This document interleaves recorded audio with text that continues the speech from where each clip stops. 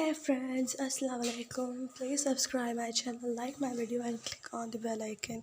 अब हम चलते हैं अपनी स्टोरी की जानिब जुनून इश्क पार्ट नंबर 65। अब हम चलते हैं अपनी स्टोरी की जानिब। और सॉरी कल हम स्टोरी नहीं बना पाए क्योंकि कल हमें एक प्रॉब्लम का सामना करना पड़ा था, तो उस वजह से सारा दिन उस पर लग गया। चलिए अब हम बिना किसी देरी के अपने स्टोरी की जानिब चलते हैं। इरफा जब अहमद से बात कर रही होती है, बिरयानी लाई हुई होती है, तो अहमद अपना सारा काम रख कर इरफा से बातें करते करते बिरयानी खा रहा होता है। इरफा और अहमद की बातों में इस वक्त ना कोई झगड़ा होता है ना कुछ और। इरफा तो ये कह रही होती है कि मैंने तो तुम्हारे लिए सादा से चावल बनाए थे, लगता है तुमने ही खुदा से दुआ की होगी कि मुझे बिरयानी खानी है। देखो झट से दुआ कबूल होगी ना, इंसान को बस मांगने की देर होती है, खुदा तो देने के लिए तैयार ही है। अहमद इरफा को देखकर कह रहा होता है कि आज शाम में जा रहा हूँ, क्या तुम्हें बुरा लगेगा अगर मैं चला जाऊँगा? यकीनन बुरा लगेगा, तुम मेरे कज़न की शादी मतलब नहीं मेरे साथ अटेंड करोगे, हमारी फैमिली की पहली शादी अटेंड नहीं करोगे तो यकीनन बुरा लगेगा ना अहमद। अच्छा तो इसलिए बुरा लगेगा, इसलिए बुरा नहीं लगेगा कि तुम अकेली शादी में होगी, मैं नहीं होऊंगा, इसलिए बुरा कभी भी नहीं लगेगा। इरफा कहती है कि इस बारे में मैं कुछ सोचना नहीं चाहती। ये बहुत अच्छी बात है इरफा, जिस बारे में सोचना चाहिए उस बात को छोड़कर बाकी दुनिया की हर बात को तुम सोचने लग जाती हो। अहमद कहता है कि देखो यार मेरे हाथ गंदे हो जाएंगे ना, तो एक काम करो तो तुम चम्मच ले आओ, क्योंकि मैं अपने हाथ से खाना नहीं खाना चाहता। तो इरफा कहती है मैं अपने हाथ से खिला दूँ तुम्हें। अहमद ये बात सुनकर उसे लगता है कि फिर तुम्हें लगेगा कि मैंने तुम्हें हाथ लगाने की कोशिश की या फिर ये वो। अरे मैं कुछ नहीं सोचती, पहले अपने लैपटॉप पर सारी फाइलें ना यहीं दराज में रख दो, ठीक है? लेकिन दराज में लैपटॉप तो नहीं जा सकता ना इरफा, तो कोई बात नहीं, बेड की दूसरी साइड ही रख दीजिए। अब ये भी क्या मैं आपको बताऊँ? इरफा अहमद को जब खिलाने लगती है तो अहमद कहता है कि यार ऐसे कैसे खा सकता हूँ, मेरे कपड़ों पे गिर जाएगा तो। मैं तो और की सूट भी अपने साथ नहीं लाया। अल्लाह अब कितनी अजीब इंसान है। फिर इरफा चावल रख कर वहीं पर अपना कबर्ड खोलती है और वहाँ से एक दुपट्टा होता है, और वो दुपट्टा अहमद को कहती है कि ना ये तुम बिछा दो, अब तुम आराम से खाना खा सकते हो। अब जो भी मैं तुम्हें खाना खिलाऊंगी और गिर जाएगा तो ये चावल ये दाने इस दुपट्टे पे ही गिरेंगे। खैर इतने में इरफा को कॉल आता है फ़राह का, और फ़राह उसको कॉल किए जा रही होती है कब से। हेलो, हाँ, अरे यार कहाँ है तू? अरे ना सलाम ना दुआ, बस कहाँ है तू? मैं तुझसे बहुत डिसअपॉइंटेड हूँ फ़राह। अच्छा, बड़ी अच्छी बात कही तुमने, मेरी नुमान से बात हो गई, तुम आ गई अम्मी के घर और दोस्त के घर चक्कर लगाना ज़रूरी नहीं समझा। अरे यार मैं यहीं पे हूँ और मैं अहमद को खाना खिला रही हूँ। ओले अल्ले अल्ले, तुम खाना खिला रही हो? अहमद इरफा को देखकर कहने लगता है कि मतलब ये क्या बात अपनी दोस्त को बताने वाली थी जो तुमने बताई है? हाँ तो ये नॉर्मल सी तो बात है। तो फ़राह कहती कि तुम अपने हस्बैंड के साथ बिज़ी हो, क्वालिटी टाइम स्पेंड कर रही हो, तुम्हें कॉल रख देती हूँ, लेकिन ना प्लीज़ सबसे पहले तुम ही पहुँचना मेरे पास, और अभी आधे घंटे तक तो मैं तुम्हें देती हूँ, ठीक है? जब तक तुम नहीं आओगी ना मैं रेडी होकर तैयार नहीं होंगी, ठीक है? ठीक है ठीक है, मैं आऊँगी, मैं ज़रूर आऊँगी। देख तेरी इंगेजमेंट में मैं तुझे तैयार करके गई थी ना, और मेरी इंगेजमेंट तो तुझे ही मुझे तैयार करना पड़ेगा। इरफा को ये बात सुनकर थोड़ा अच्छा नहीं लगता, और वो फ़राह की ये बात सुनने के बाद खुद ही कॉल बंद कर देती है। क्या हुआ फिर इरफा, तुमने कॉल बंद कर दी? बस वो कुछ फालतू ही बातें कर रही थी। अच्छा, मैंने सब सुन लिया इरफा। तो आपको भी बुरा लगा होगा ना अहमद?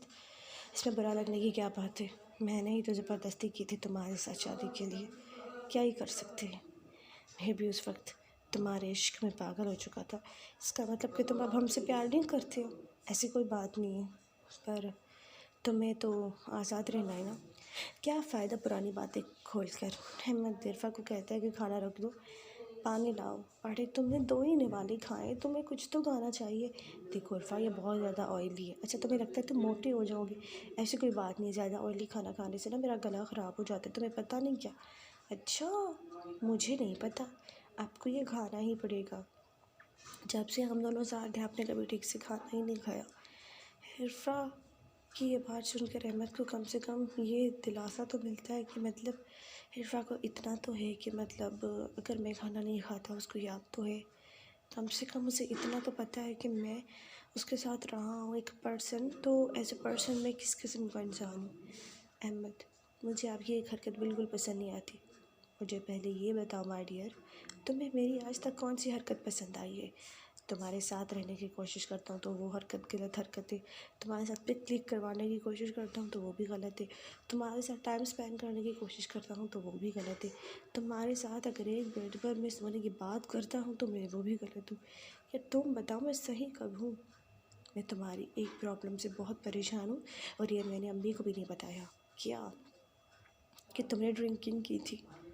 तुम क्यों पीते हो शराब अहमद?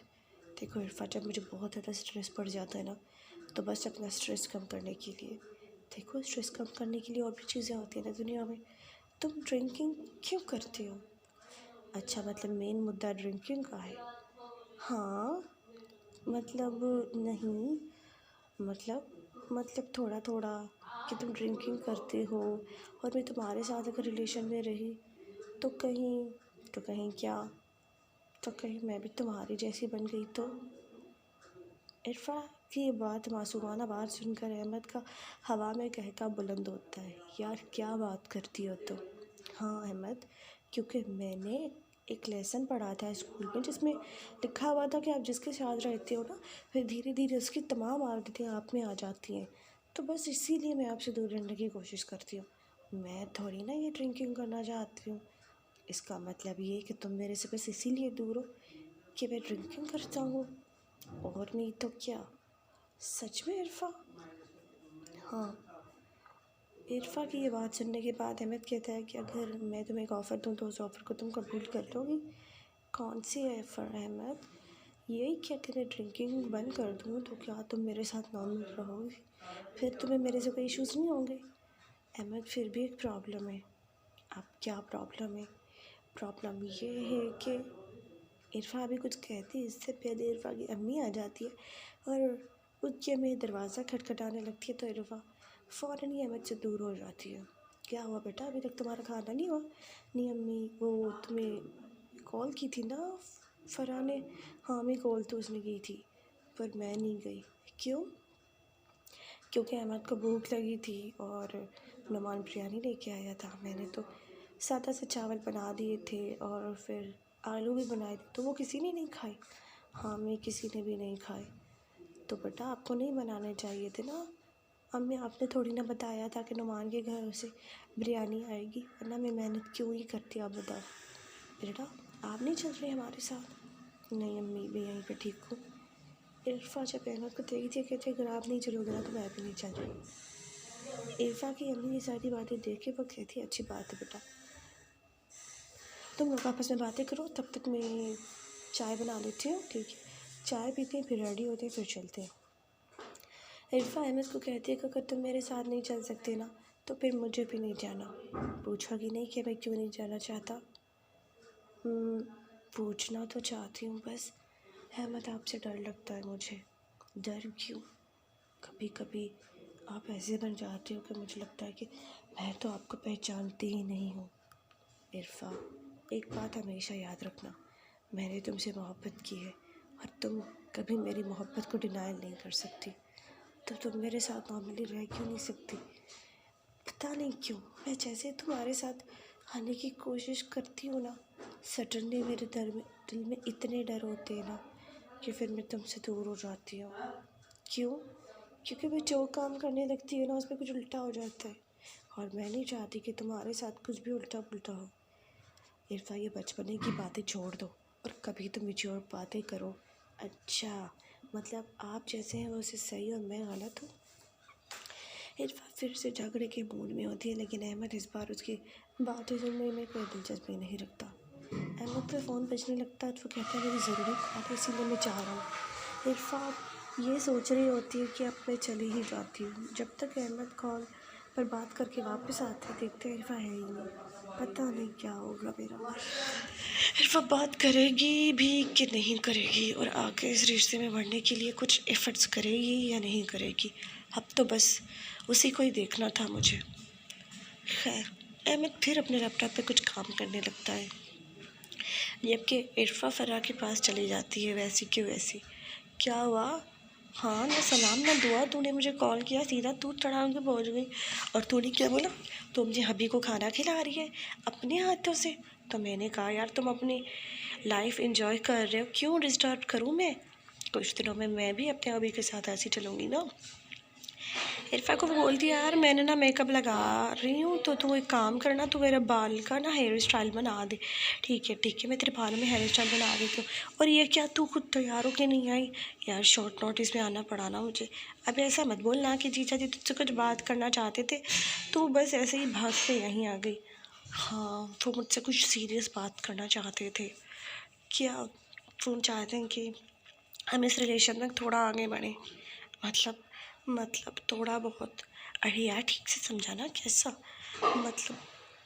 मैं अरे यार तेरे मैं वो के चक्कर में ना मेरा तो पूरा दिन यहीं निकल जाएगा। वो लोग आके इंतज़ार करके चले भी जाएंगे और मैं नहीं पहुंच पाऊंगी वहाँ पर। कोई बात नहीं, मैं हम ना बाद में बात करते तुम्हारे इंगेजमेंट के बाद। चलो सही है। इरफा उसे रेडी करती है और फिर वो अपने घर चली जाती है और अहमद उसका इंतज़ार कर रहा होता। क्या हुआ इरफा, तुम मुझे वहाँ जैसे छोड़कर चली गई, कोई बात नहीं की मुझसे? अहमद उससे नाराज़ होने की दिखा रहा था कि वो उससे नाराज़ है। अहमद अपने दोस्त के पास गई थी उसे रेडी करने के लिए। इतनी ज़रूरी थी दोस्त, इतनी ज़रूरी थी कि तुम मुझे अकेला छोड़कर वहाँ चली गई बात करने के लिए। नाइस। अहमद उसे दिखा रहा होता है कि देखो मेरी फ़्लाइट का टाइम हो चुका है और मैं जा रहा हूँ। अहमद इरफा के लाभ कहने पर भी नहीं रुकने वाला था, पर इरफा उसे देखकर शौक में चली जाती है और वो उसे रोकती ही नहीं है। और जब अहमद चला जाता है तो इरफा की अम्मी रूम से बाहर आके कहती है कि क्या हुआ बेटा? अम्मी वो ना, वो क्या, अहमद कहाँ गया? अहमद लाहौर जा रहा है। क्या? तुमने उसे रोका नहीं?